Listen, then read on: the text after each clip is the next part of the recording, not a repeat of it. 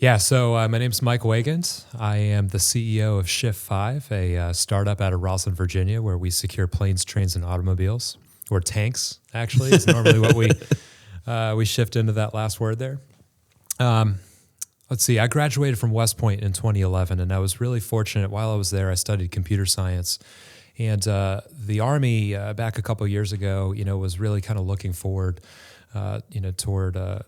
towards cyber and computer network operations, computer security. And so studying computer science at the academy, they offered me a bunch of summer internship opportunities, which exposed me to DARPA, to the Naval Research Lab, iRobot. I worked at the Institute for Creative Technologies out in Marina del Rey, California.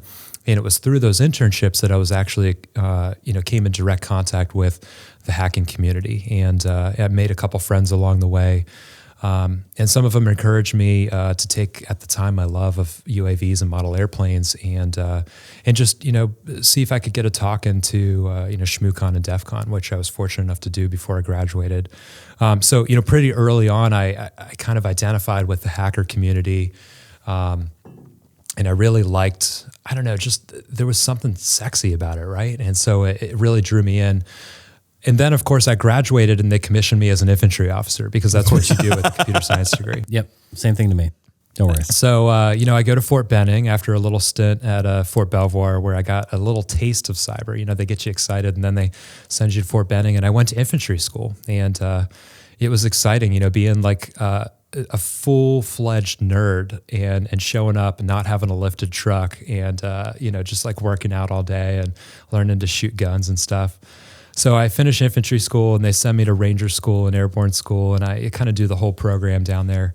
And then they shipped me off to Fort Hood, Texas, where I served as a platoon leader in a what they call a combined arms unit. So we had these giant vehicles that kind of look like tanks called Bradleys, and we were in a heavy unit. It was it was really exciting. Semi-heavy. Well, I was in a Paladin unit. That's heavy. Oh my gosh. So, it was cool because we got to go out to the range and shoot stuff and blow things up all day. And I got to learn, what it's like to, to lead and manage 40 guys from across the country.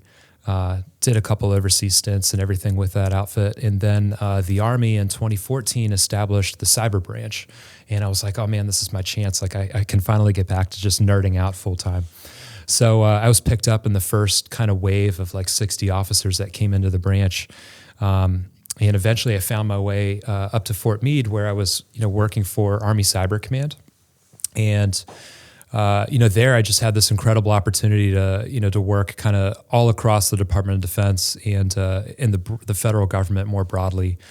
I just got a lot of experience with operational technology, the types of network technologies that underpin all of our transportation systems.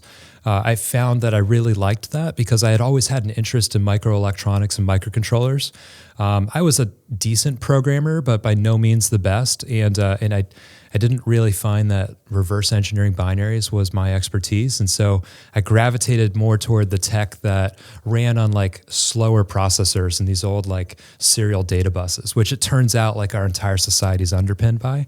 So after, just being exposed to these critical vulnerabilities for, years, in the federal government as we were trying to patch our own stuff and stay one step ahead of the adversary, I decided to jump out so that I could found a company with a couple of my tremendously talented coworkers, James Careni and Josh Lospinoso, Guy Filippelli.